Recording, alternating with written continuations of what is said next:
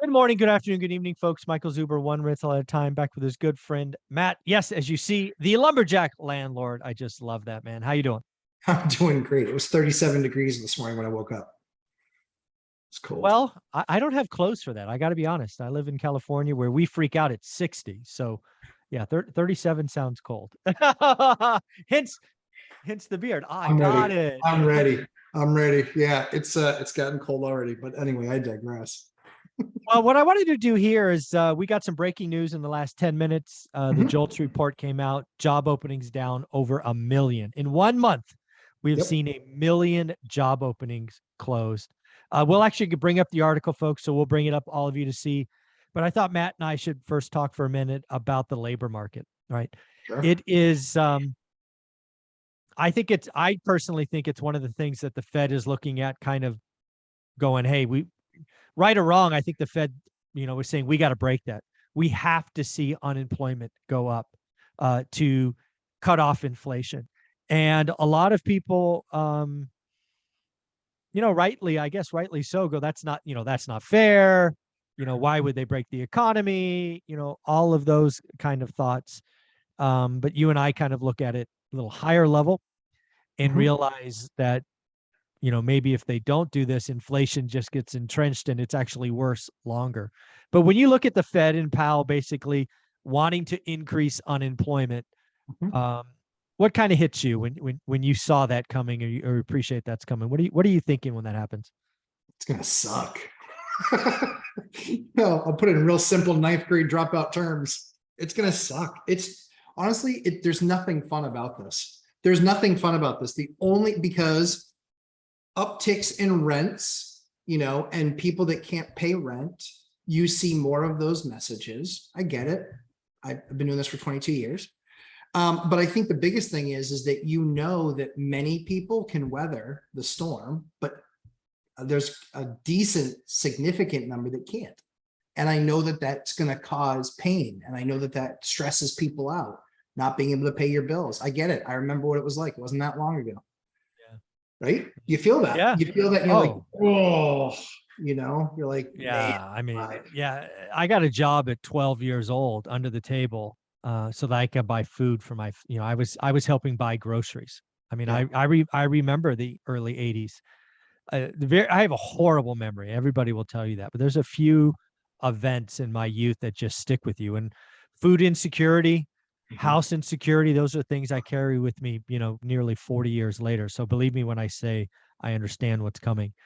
The other thing that I think is going to be different about this kind of recession that I see coming is I really believe that it's going to be a white collar led recession. I think if you're in the trades or what's often called blue collar, sure, there will be some, but there's so many job openings.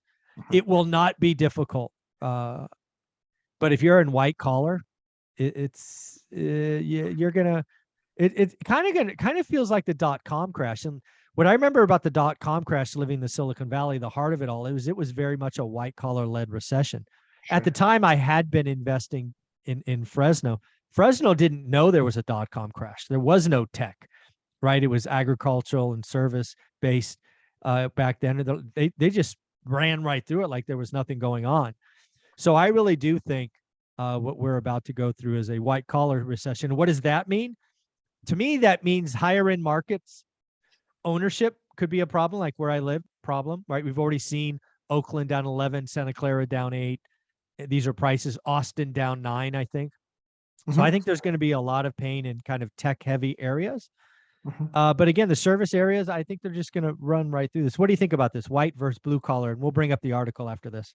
Yeah, I think so. I mean, I haven't seen the article, but I think that, just based on what I'm seeing, I think that there's a lot of tech companies and financial firms and mortgage companies and you name it that are going to be doing layoffs. Absolutely, totally agree with that. And I think that most of those people don't really understand because they probably were teenagers in 7, 8, and 9, Yeah. late teens, 17, Yeah. 18, going away to college. Well, now they're in their early 30s. And so likely if you're in your early 30s, you've never actually had to pay a bill when it was tough getting a job. Yeah, that's a pretty interesting way to look at it. Because again, yeah, you could be in your mid 30s, and now being in college, you were probably aware of what's going on, Correct. but you really didn't feel it. Correct. You didn't have to rob Peter to pay Paul, which Correct. is something. I Mhm. mean, I remember my mother having different color envelopes on the kitchen table, going, Mhm. "Well, which color are we paying today?" Right. So I understand. Mhm. Believe me, I understand what that is. So let me bring this up because again, Sure. I think this is important. Whoops, I have to hit share first. Small details. I can't see what you're talking about. Yeah, No, we're yeah. good. Yeah, So yeah. again, this is brand new information. It just came out. I don't know if it has a time on here, but you can see the article is still being updated. Yeah, So the yeah. I level of watched. job openings is called the JOLTS report. I'll just read it and we'll kind of go through and ask if the Fed's getting what they want. The level of job openings plunged by more than 1 million in August. So this is very recent data.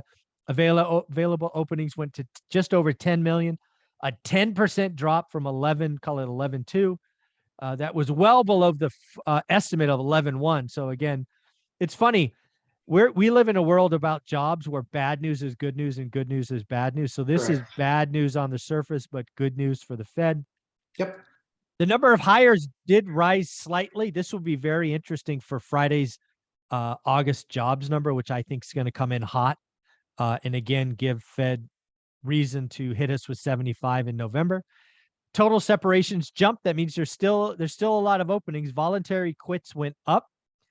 They went up to 4.16. So again, you don't generally quit voluntarily unless you line something else up or you feel confident. Mhm. Um, and I guess the last thing is what's called the coverage, or what I would call the coverage ratio. Used to be almost 2 to 1. Now it's, a lot closer to 1 to 5. What that means is there's 1.67 openings for everybody looking. So again, you could look at this. Again, it's only 1 month. It is not yet a trend. But on the surface, it could say what the Fed wants, the Fed is getting. Is that fair? Yeah, absolutely. Yep. I think they're gonna overdo it. That's what they do. You know, Yeah. they never get it right. They overshoot, they undershoot, they act too late, they act too little. It's a blunt instrument that they use. And so I think what that's going to lead to is, almost always in that case, when you're trying to use a sledgehammer to do the job, you're going to take out good material around what you're sledging because Yeah. the sledgehammer isn't precise. So I Yeah. think that's probably what's going to happen. I think that jobs will continue to tighten. I think that that will continue to be the story. I think that there are plenty of companies that are growth, but I think that there's also a number of companies that are complete dead zombie companies that are, you're just like, how are you still in business? How do those numbers don't work? And certainly we have, in my real job, there's a vendor in the space that has gone for a Series H round of funding. Wow. A, B, C, D, F, G, H, 8. Talk about dilution. Wow. Yeah. And Yeah. you think this is going to be an up round or a down round? That'd be a down Be a round down for round. sure. So when it's all said and done, kind of that tech speak that you and I like to talk, because that's where we, spent 25 years of our lives. Mhm. That's what the difference is. And so there's going to be a lot of talented people from that company exodus. They're going to leave. And where do all those people go? So yeah, I expect the jobs to tighten. I expect unemployment 7-8%, kind of like what we're talking about. Oh, unemployment at 7%. 7 to Ouch. 8%. Yeah, oh yeah. Wow. By when? By when? I think middle of next year, middle to end of Oh, next year. wow. Dude, Yeah. that's wow. Okay. I think Wow. it's middle to end of next. It could be faster, but I think it's middle to end of next year. I think we're at 7% unemployment because we're going to take our medicine, and the Fed's going to Yeah. overcorrect. And I don't think that we stay at 7, but I Mm. think that they'll overcorrect, and I think it will hurt. And that's what I'm kind of banking on is it's going to hurt. It's going to hurt a lot. That's a lot of pain. Yeah, we go It to is. 7% next year. That's yeah, you'll get a Fed pivot at 7%, I think. But let's talk about Friday's job number. Friday's job number is important. I think it's one of It those is. market moving ones. Again, I think the Fed likes what they saw today. It's not enough. They want, it's like, give me more, right? Give me more. Have the jobs or the JOLTS number come in lower and lower. So there are 3 numbers to watch on Friday.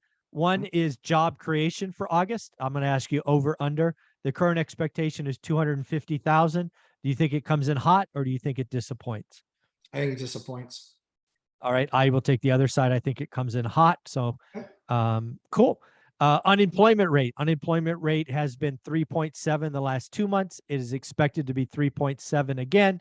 Do you want to take the over, the under on that? It gets worse. It'll be higher than 3.7. All right. Actually, you know what? I'll agree with you on that one. I think it gets a little bit worse. I could see 3.8. Mhm. And then finally, I actually think the most important number is wages. Yes. Wage expectation increase annualized was 5.2% last month.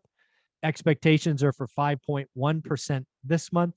Do you want to take the over or the under in that one? Under. I will take the over on that one for sure. So again, I think they're going to see, in my opinion, they're going to see a hot jobs market. Again, it's living in the rearview mirror. I get it. But what can I do? That's what I think. And I think that will come in hotter. You think it will come in lower. So I think Matt, it's negative across. Yeah, I think you have 2 out of 3 negatives or 2 out of 3 yes, positives. I 2 have out of all 3 3 positives. negatives. Yep. I'm seeing too much now. And just to be clear, it Sure. doesn't scare me. No, of It's course what not. what you and I have talked about for a year. It's finally happening. Right. So even the people that are like, oh, see, these other channels were right from 2 years ago from a crash. No, they weren't.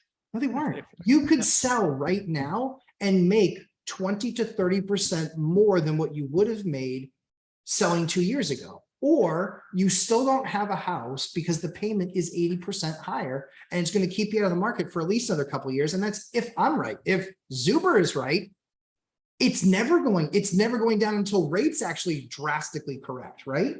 Exactly. So yeah, I think like I said, I think the jobs market, winter, it's different here. It's not sunny like it is in California. So I believe that markets are made up of decisions that people make. And I think that they start with data and spreadsheets, but then you go to people. And I think on the people side of things, people are miserable. And it could just be because it's in the 30s in degrees here and it's getting colder. That could be part of it. But people like literally, yeah, it's a problem. Ashley was at a house last night doing a service call. And I kid you not, the tenant, somebody that knew the tenant there pulls in, starts screaming at her that she can't park there. And I'm like, relax, pump the brakes, relax. So I think that people are naturally, so this is maybe just the New England in me. We're called the frozen chosen for a reason.